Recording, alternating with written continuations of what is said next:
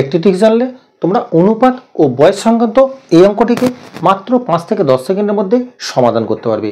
দেখো ওখানে অঙ্কটা কি দেওয়া আছে, এ বি ও সি এর বয়স অনুপাত 5:8:9। যদি এ ও সি এর বয়সের সমষ্টি 56 বছর হয় তবে বি এর বয়স কত হবে তোমাকে নির্ণয় করতে হবে। তোমরা অঙ্কটিকে কিভাবে সমাধান করবে লক্ষ্য করে দেখো, এখানে তিনজনের বয়সের অনুপাত বলে দেওয়া আছে। আমরা ধরে নিচ্ছি এ এর বয়স সমান সমান 5x বছর, বি এর বয়স ধরে নিচ্ছি 8x এবং সি এর বয়স ধরে নিচ্ছি 9x বছর। এবার দেখো প্রশ্নে বলা আছে এ ও সি এর বয়সের সমষ্টি কত 56। দেখো এ আর সি এর বয়সটা যদি যোগ করো অর্থাৎ 5 আর 9 যোগ করলে কত পাচ্ছ 14x, সেটা সমান কত 56। তাহলে এখান থেকে x এর মানটা কত পাচ্ছ না 56/14 অর্থাৎ 14×4=56।